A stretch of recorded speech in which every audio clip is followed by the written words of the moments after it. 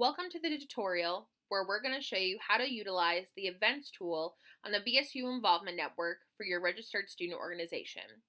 This is where you should go every single time to register an event, whether it's virtual or in person, any meeting, whether general or closed, as well as executive board meetings.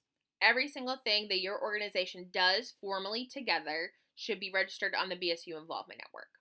So first, we're going to go right on over here and navigate to the tool. You're going to click on this little Rubik's Cube, or what we call as the waffle, and click Manage. The Manage feature is where you'll go to edit anything on your organization's page. So right under here, under Memberships, you're going to choose on the organization where you're adding an event or a meeting, and click right on it. Next, it'll bring you over to your organization's page, and over here on the left side, you're going to click that drop-down feature, which brings a lot of these editing tools, but for today, we're going to click on the event tool. This is where you will go to register any event or meeting, and also will show anything that you've had previously, whether it's approved or canceled, as well as what's currently upcoming or what's been in the past. For today, we're going to be creating a new event, or actually a meeting, so we'll click right over here on this blue tab. Now we're going to navigate through a few important features on this form, but please feel free to email bsuinvolved@bridgew.edu if you have any questions once going through it. Important note about the event title, which is your first step. If you're having an event and you don't have a creative name, please make sure you're adding in your organization's title. So for today, I am going to pretend to be the Cheese Club president, and we're just going to be adding in a general meeting registration. So today we're going to do Cheese Club meeting. Over here, under the theme, you choose whatever closely relates to what you're registering. So today is just group business.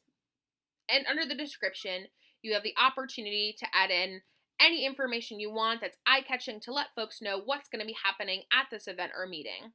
Additionally, a new tip is you can add in a YouTube video or any kind of link right in here that'll embed it automatically for folks to click, which is really nice.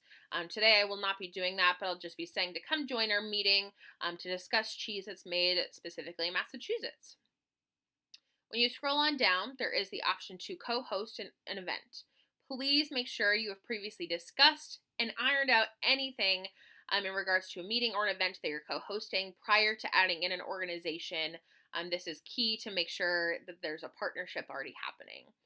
We'll say for this, you can type in any name, and I'll show all the organizations right on here. Today, we're going to say that I've already previously discussed co-hosting with the African Student Association, and what's nice about this is once it is approved by the Center for Student Engagement, this pop-up as an event or meeting will show up on both my page as well as the African Student Association's page. So we both don't have to do it separately, but only one individual has to do it, and it will show up on both of our pages.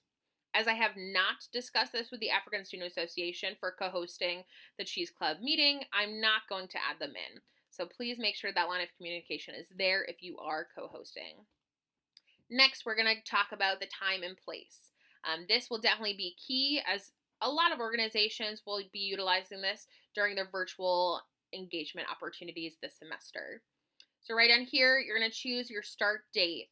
And right here, we're going to choose the first day of classes because Cheese Club is here to do some business.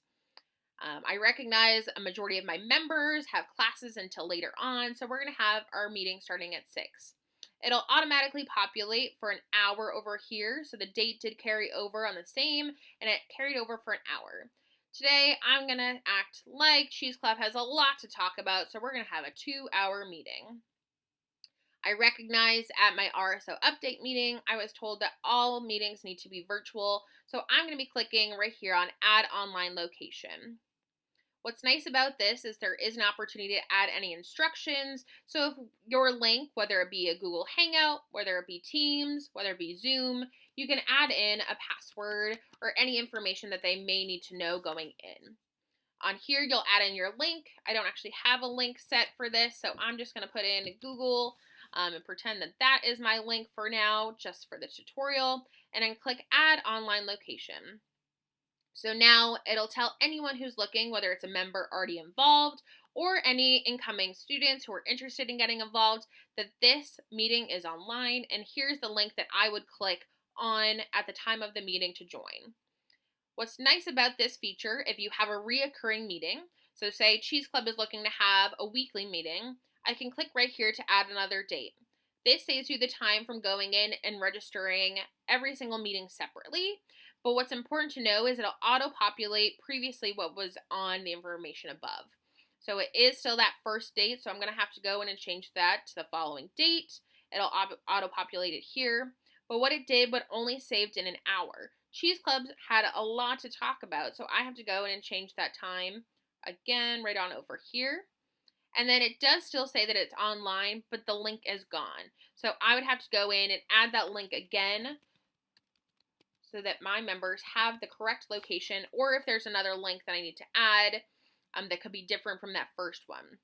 So make sure if you're doing the reoccurring meetings and you add in another date, that you're updating the date, if the time is different, as well as the location, whether virtual or in person. For tutorial purposes, I'm only going to keep this one so we can continue on down here.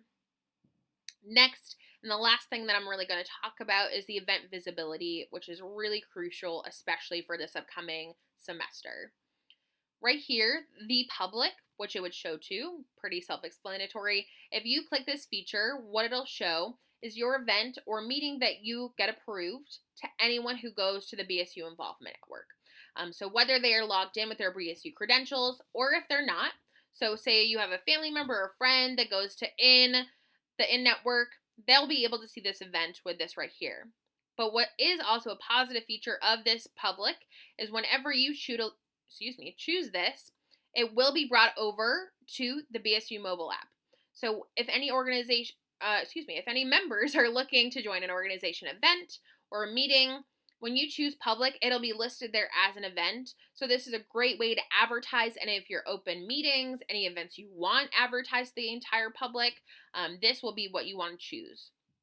If you're looking just to advertise it to the BSU community on the Involvement Network itself, you're going to choose this right here for students and staff, as those are the individuals that have a BSU email and password to log in and see those events. The important thing right here, and the last one I'm going to touch on, is really, really important.